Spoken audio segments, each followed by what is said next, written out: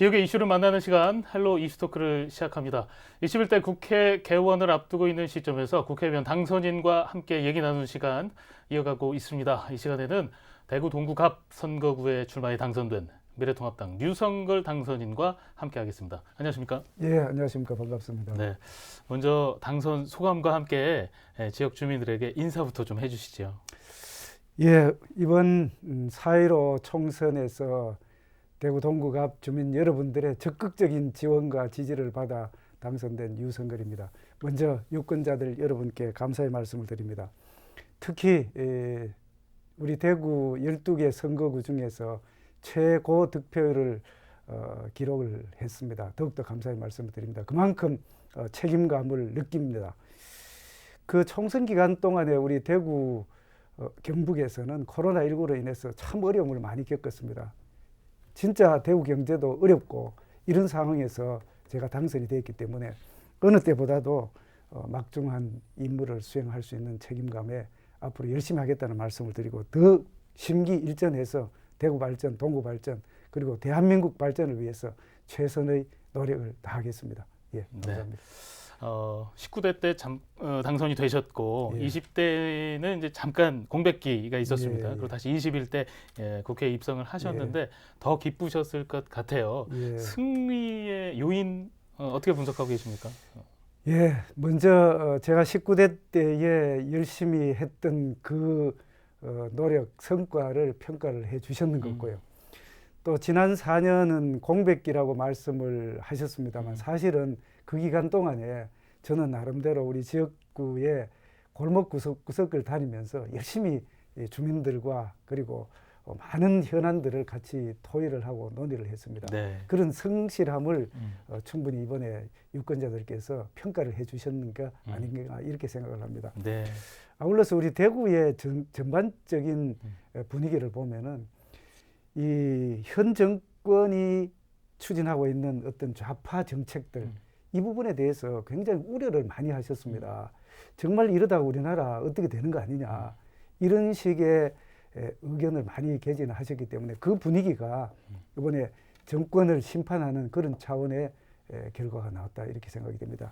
그런데 한 가지 좀 특히 우리 논의하고 이야기되고 있는 중에 한 가지는 우리 대구 경북은 좀 그런 분위기였지만 전체적인 차원에서 보면은 우리 미래통합당이 사실은 참패를 했습니다. 네. 그만큼 분위기가 좀 달랐다는 그런 말씀을 드리고요. 앞으로 더욱더 열심히 해서 우리 동구 발전 또 대구 발전, 대한민국 발전에 이바지하도록 그렇게 하겠습니다. 네. 그래서 더욱더 지금 말씀하신 대로 선거 분위기 지금 참패라는 표현도 하셨는데 TK의 역할, 대구 경북의 역할이 더욱더 중요할 것 같습니다. 균형과 조화를 좀 이루어야 될 것 같은데 예. 선거 운동 기간에도 주민들의 목소리 많이 들으셨잖아요. 예, 그 선거 운동할 때의 뭐 분위기라든가 비하인드 스토리가 있으면 좀 소개 좀 해주시죠. 예, 지금 좀 전에도 제가 말씀을 드렸습니다만 선거 때에 주로 말씀하신 것이 두 가지입니다. 한 네. 가지는 경제가 너무 어렵다라는 그런 말씀들, 소상공인들 또 자영업자 또 청년들 취업 문제 이런 부분들을 많이 말씀을 하셨고요. 네. 두 번째는 정치적으로 우리나라 참 걱정 많이 하셨습니다. 이 당내 또 경선 과정에서 제가 잠깐 말씀을 드리면은 경선은 어떻게 보면은 당내의 축제 분위기 속에 이루어져야 되는데 네. 이런 과정 속에서 뭐 전략 공천이라는 그런 풍문 가짜 뉴스 이런 네. 부분이 있어서 좀 어려움이 있었다는 말씀을 드리고 네. 압도적으로 제가 경선에 이기고 난 뒤부터는 네. 우리 동구의 주민들이 하나로 뭉치는 그런 결집 효과가 있었다는 말씀을 드립니다. 이번 코로나19로 인해서 통상적인 선거 운동은 사실상 불가능했습니다. 왜냐하면은 인사를 드린다든지 악수를 한다든지 이런 부분들은 거의 어려웠고요. 비대면으로 해야 되죠. 예, 그리고 예. 이제 명함을 드려도 안 받는 그런 경우도 많았습니다. 그러다 보니까 저는 이번 총선 과정에서 4가지 원칙을 제가 네. 천명을 했습니다. 첫 번째는 조용하지만 확실하게 이 정권 심판하는 그런 선거 운동을 하겠다. 네. 두 번째는 안전한 선거 운동을 하겠다. 왜냐하면 코로나19가 그때 계속 이렇게 확산되는 상황이었기 때문에 안전하게 선거 운동을 하겠다. 그 이제 예방 수칙을 네. 지키면서 세 번째는 그렇다 하더라도 우리 선거하는 과정 속에서 방역도 하고 환경미화 이런 걸 하면서 주민들에게 유익한 선거운동을 하자. 네 번째는 마지막으로 가장 중요하다고 할 수 네. 있는데 선거운동을 하는 과정에서 반드시 규정은 지키고 네. 법에 의해서 공직선거법 각종 규정을 지키는 그런 준법 선거운동을 하자. 이렇게 네 가지를 선거운동 원칙을 정했는데 이게 끝까지 지켜지고 해서 아주 큰 보람이라고 생각이 되고요. 네. 그 다음에 이제 에피소드 한 개 잠깐 말씀드리면은 아까 말씀드렸듯이 코로나19가 한참 이제 확산되고 있는 그런 상태에서 마스크를 끼지 않습니까? 네. 또 명함도 못 드리는 그런 상태에서 인사만 이래 드리니까 하나는 어떤 분이 저를 이렇게 마스크를 꼈는데 눈으로 빤히 쳐다보시면서 예. 진짜 유성글이 맞아요. 이렇게 이야기를 하시면서 마스크를 벗기려는 정도로 네. 그런 말씀을 하시길래 제가 마스크를 약간 내리면서 제가 유성글입니다 하니까 그분 말씀이 유성글이 맞네. 네. 이런 사항도 있었습니다. 어쨌든 이번 선거는 코로나19로 인해서 참 어려운 상황에서 치러졌던 그런 선거였다고 생각을 합니다. 네. 이 어려운 상황 속에서도 전략과 원칙을 잘 세우시고 그대로 실천한 것이 좀 통한 게 아닌가라는 생각이 드는데요. 뭐 19대 경험이 있는 만큼 예. 잠깐 아까 말씀하신 대로 휴직이 공백기가 있었으나 조금 더 부담도 될 수 있을 것 같고요. 아니면 더 준비가 철저히 돼 있을 것 같기도 한데 21대 입성 준비는 어떻게 하셨습니까? 예, 지금 이제 저는 크게 봐서 우리 대한민국 국가를 위한 그런 계획, 예를 들어서 아까 말씀드렸습니다만 이 정부가 추진하고 있는 정책들 중에서 상당히 좌파 정책들이 많습니다. 그래서 이제 그런 부분들은 좀 시정을 해야 되겠다. 예. 그런 생각을 하고 그런 관련되는 시정할 수 있는 입법과 정책을 준비하고 있습니다. 네. 또 한 가지는 대구 경제가 굉장히 어려운데 코로나19로 인해서 앞으로 대구 경제가 산업 구조가 개편이 돼야 된다. 고도화가 돼야 된다. 이런 생각을 하고 있습니다. 특히 우리 자동차 부품 산업과 섬유 산업과 아울러서 4차 산업혁명에 버금가고 네. 부응하는 그런 산업 구조로 탈피를 해야 되겠다. 예. 또 개선을 해야겠다. 이런 말씀을 드립니다. 청년들이 지금 대구를 떠나고 있습니다. 네. 청년들이 찾아오는 대구가 될 수 있도록 그런 정책을 구상을 하고 있습니다. 또 동구를 생각을 해보면 제가 지난 선거 때에 6가지 큰 공약을 제시를 했습니다. 네. 이 공약이 추진될 수 있도록 지금 준비 활동을 하고 있습니다. 예. 또 아울러서 이제 개원이 며칠 남지 않았습니다. 그렇기 때문에 보좌진들 구성 또 중앙당과의 어떤 활동 그다음 중앙당 계획에 따라서 서울과 대구를 지금 왔다 갔다 하면서 열심히 지금 준비를 하고 있습니다. 네, 그래요. 지금 대구 동구 지역에 대한 얘기도 공약에 대한 얘기 그냥 언급만 하셨는데 잠시 후에 그건 좀 구체적으로 얘기를 나누고요. 그렇다면 지금 궁금한 게 1호 법안으로 뭘 준비하고 계신가 궁금하신 예. 분들 많이 있을 것 같아요. 예.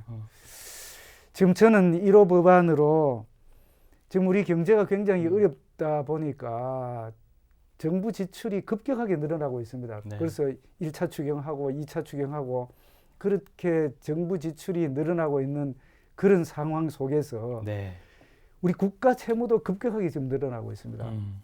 2차 추경을 하고 난 뒤에 올해의 예산 기준으로 봤을 때에 한 819조 원 정도의 국가 채무가 예상이 됩니다. GDP의 41.4% 정도 되는데 네. 이렇게 국가 채무가 계속 늘어나게 되면은 그 부담은 결국은 우리가 부담하든지 안 그러면은 미래 세대가 부담을 해야 됩니다. 그래서 국가재정법을 개정을 해서 1호 법안입니다. 네. 개정을 해서 재정 준칙을 법률에 반영을 하도록 하겠습니다. 네. 이거는 뭐냐면은 국가 채무를 어느 정도 할 건지 재정 수지, 특히 관리 재정 수지라고 있습니다. 빚을 냈을 때에 수입이 적고 지출이 많으면은 빚이 생기는데 네. 그 빚이 쌓이면 결국은 국가 채무가 되지 네. 않습니까? 그렇기 때문에 재정 수지를 어느 정도 할 건지 하는 그런 재정 준칙을 법에 반영을 하도록 하겠습니다. 네. 아울러서 우리 국민들이 지금 현재 뭐 재난지원금이라든지 이런 재정 지출 전부 다 지금 모든 가게에서 지원을 받고 있습니다. 네. 이렇게 됐을 때에 국가 채무가 어느 정도 되느냐? 지난번 2차 추경을 할 때도 결국은 국채 발행을 네. 3조 이상 했습니다. 네. 그러면은 지금 현재의 국가 채무가 어느 정도 될지 실시간으로 공개하는 시스템을 이번에 국가재정법에 제가 반영을 하려고 합니다. 그래서 1호 법안은 그렇게 하겠고요. 예. 아울러서 세계적으로 보면은 소득세는 낮추는 경향이 법인세법을 경우에 보면 법인세율은 계속 낮추는 경향이 네. 있습니다. 그런데 우리나라는 얼마 전에 법인세율을 오히려 올렸습니다. 네. 이렇게 되다 보니까 지금 국가적인 경쟁 체제에서 세계적인 자본이 우리나라에 투자가 되려면은 법인세를 낮춰야 됩니다. 낮춰줘야죠. 그래서 현재 4단계로 되어 있는 법인세율 과표 구간을 예. 단순화하면서 네. 법인세율을 인하를 하도록 하는 그런 법안도 지금 준비를 하고 있습니다. 네. 아울러서 세법 전반에 대해서도 이 세법 개정이 아니라 세제 개편을 할 수 있는 그런 법안을 만들고 있다는 말씀을 드립니다. 네, 그래요. 뭐 역시 알려진 대로 경제 전문가답게 그렇게 1호 법안을 준비하고 계신 걸 알 수 있는데요. 예, 국가 부채도 실시간으로 공개되면 예. 저희가 지원금 받는 것에 대해서 무조건 환영할 것이 아니라 국민들도 관심을 갖고 함께 고민할 수 있는 그런 계기가 될 것 같네요. 그렇습니다. 지금 긴급 재난 지원금이지만 받아서 쓰시는 분들 중에서 제가 직접 들었는 이야기입니다. 네. 참 받아서 쓰니까 좋더라.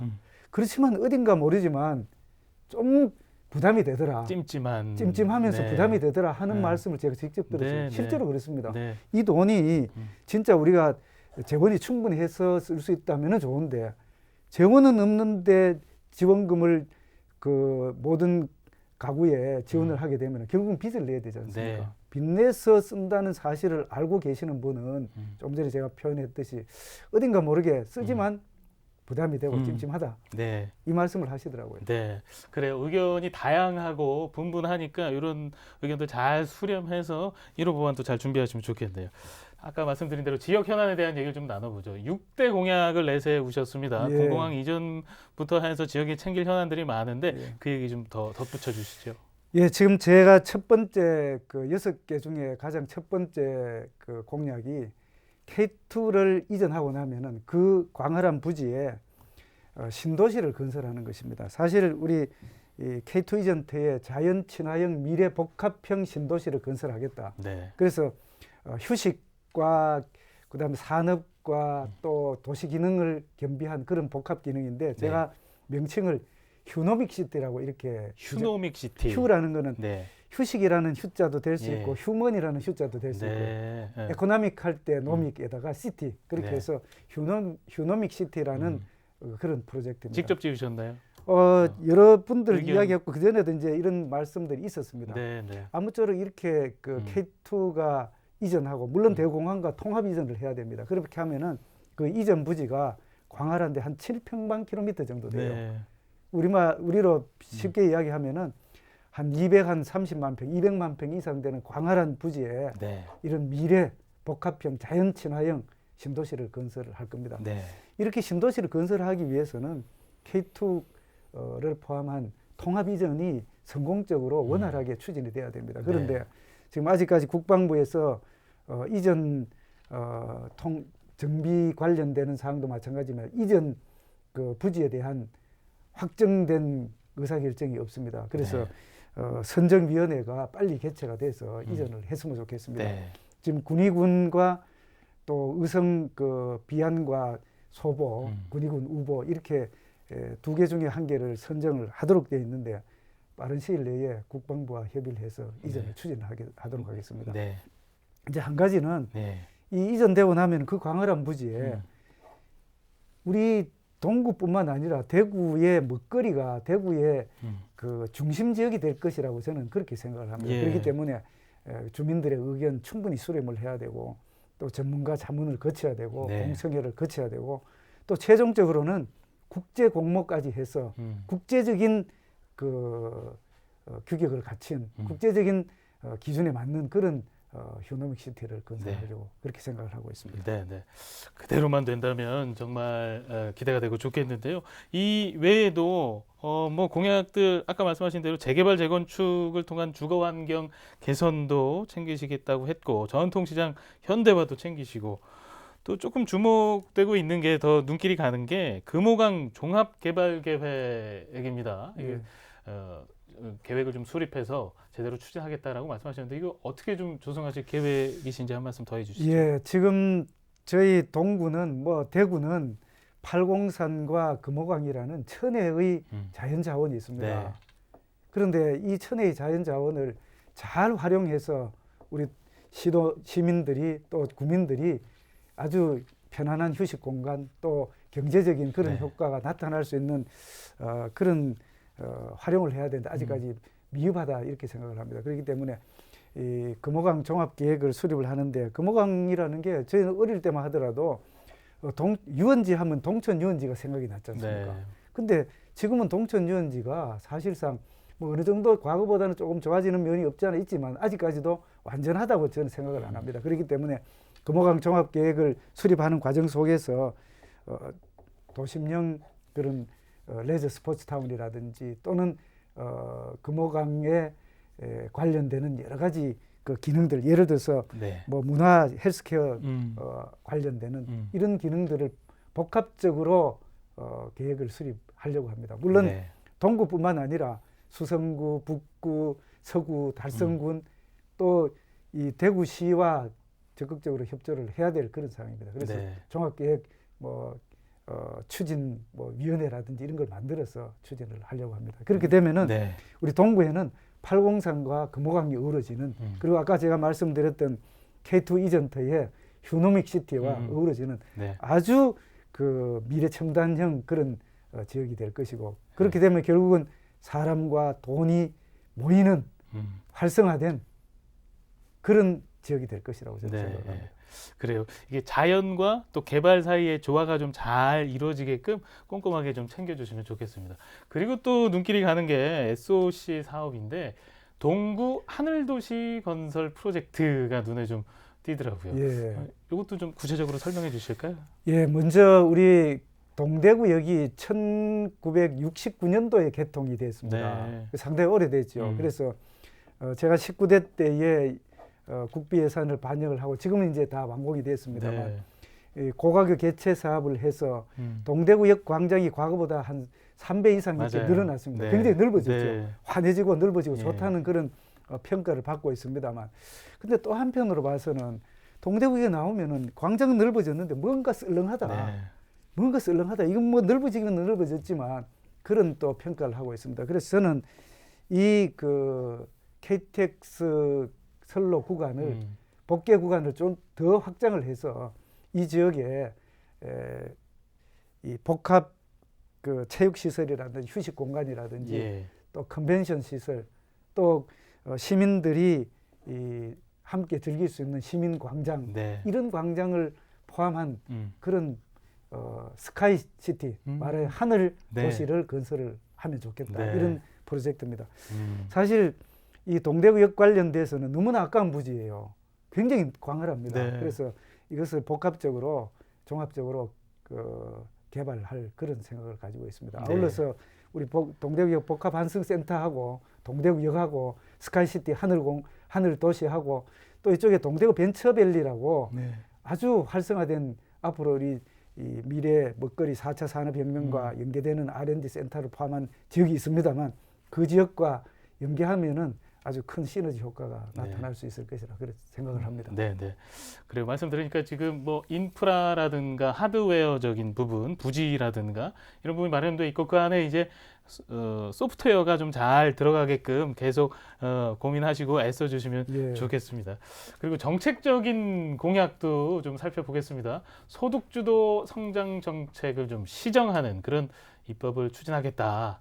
그런 뜻도 내비치셨는데 예. 이거 어떤 부분에 개선이 좀 필요하다고 보십니까? 지금 현재 정부가 현 정권이 추진하고 있는 큰 정책 중에 한 개가 소득주도 성장이라고 일반적으로 이야기를 하고 있습니다. 그런데 네. 그 내용을 보면은 이 최저임금제를 급격하게 올리고 또 주 52시간 근무제를 지금 철저하게 지키고 네. 또 이번에 이미 도입이 됐습니다만 네. 비정규직을 정규직화하고 또 재정을 투입해서 재정에 근거한 그런 일자리를 창출하고 하는 여러 가지 네. 정책이 있습니다만 네. 이 중에서 특히 이 최저임금제가 네. 물론 88년도에 이제 시행이 됐고 지금 올해는 8,590원으로 되어 있습니다만 너무 네. 급격하게 올랐어요. 네. 그리고 직종과 지역에 관계없이 일률적으로 적용이 되다 보니까 네. 비숙련 근로자들에 대한 배려가 없어서 결국은 실업이 늘어나고 청소년들이 일자리가 줄어들고 이런 네. 부작용이 생기는 겁니다. 그래서 이 최저임금제에 관련돼서는 이 속도를 좀 늦춰야 됩니다. 물론 지금 현 정부에서 속도를 늦추고 있는데 네. 이 생산성이라든지 경제 관련되는 사항과 균형을 맞춰서 최저임금이 이렇게 인상이 돼야 된다는 그런 말씀을 드리고 그래서 예. 제가 아까 말씀드린 대로 직종별 또는 지역별로 차등화된 네. 최저임금제가 적용이 되는 것이 좋겠다는 그런 생각을 가지고 있습니다. 아울러서 아까 말씀드린 대로 급격한 최저임금 인상은 자제해야 된다고 네. 생각이 되고요. 지금 주 52시간 근로제 관련돼서도 여러 가지 지금 이야기들이 많습니다. 물론 지난 300명 이상은 지금 시행이 되고 있고 또 50명에서 299명까지도 지금 유예가 되고 있습니다만 어쨌든 시행이 되면은 이 부분에 인해서 일자리가 상당히 줄어듭니다. 그리고 산업체 입장에서는 비용이 증가해서 예. 또 이 경쟁력을 상실하는 그런 부분이 있기 때문에 이것도 조금 융통성 있게 할 수 있는 그런 부분이 필요하다. 특히 52시간 중에서 52시간 근로시간 특례업종이 있습니다. 네. 과거에는 26종의 특례업종이 있다가 지금 5종으로 급격히 줄어들었어요. 그래서 이 부분은 조금 더 확대를 하고 또 유연근무제라고 할 수 있는 예. 탄력 근로시간제도 네. 조금 더 단위 기간이 지금 현재 2주에서 3개월 이렇게 되어 있습니다. 네. 이거를 좀 6개월 또는 1년으로 좀 이렇게 확대를 해서 네. 좀 더 유연하게 경제활동에 특별히 부담이 되지 않도록 해야 된다. 예. 이런 말씀을 드립니다. 그래서 예. 이런 부분들에 대해서 입법적으로 지금 준비를 하고 있다는 말씀을 드립니다. 네. 지금 많이 쓰신 단어가 이제 좀 유연하게 하자, 속도를 좀 조절하자, 완급 조절을 하자, 급진적으로는 하면 경제에 좀 타격이 있을 것이다. 이런 그러니까 균형을 좀 맞춰야 된다라는 목소리 좀 계속 내실 것 같아요. 그렇습니다. 네. 왜냐하면은 경제라는 게 한쪽만 이렇게 해갖고는 되지 않습니다.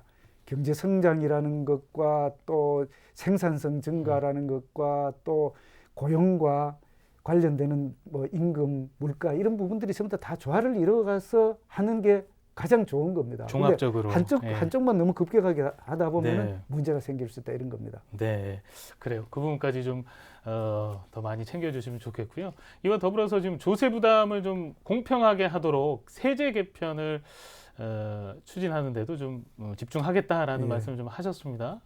어떻게 좀 하실 계획이신가요? 네.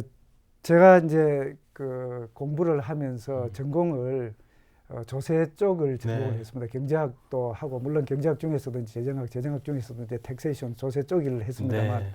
우리나라 지금 현재 조세 체계를 보면은 과거에는 세법을 개정을 하면서 조세 체계 자체를 이렇게 개편을 했습니다. 그런데 네. 지금은 최근 상당 기간 동안은 세법만 개정하는 이런 형태의 개정이 계속 이루어졌습니다. 네. 그러다 보니까 아주 좀 비판적으로 이야기하면은 세제 개편이 아니라 모자이크식 땜질식 세법 개정을 계속 해왔다. 네. 그래서 체계적인 세법 세제 개편을 할 필요가 있다. 이런 말씀을 드립니다. 네. 그래서 기본적으로는 세원은 넓게 하고 네. 세율은 낮게 하는 기본 원칙이 있습니다. 그렇게 하고 또 세 부담을 공평하게 해야 될 필요가 있습니다. 예.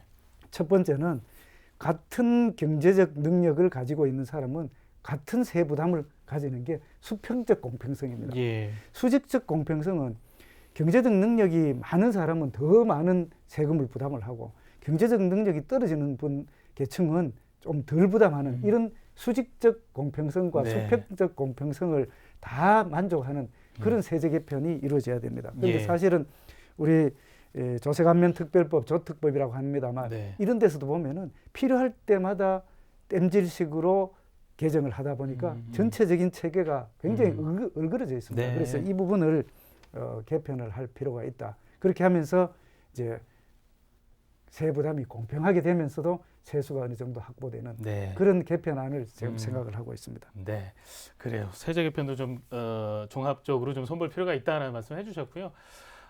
또 아파트 수요 공급의 불균형, 또 부동산 가격 안정화, 뭐 이 부분은 모든 국민들이 또 주민들이 관심이 있는 예. 분야입니다. 특히나 청년들에게도 너무나 중요한데 이 부동산 가격 안정화, 청년들에게도 꼭 필요한 정책이죠. 어떻게 좀 챙기시겠습니까? 예, 네. 맞습니다.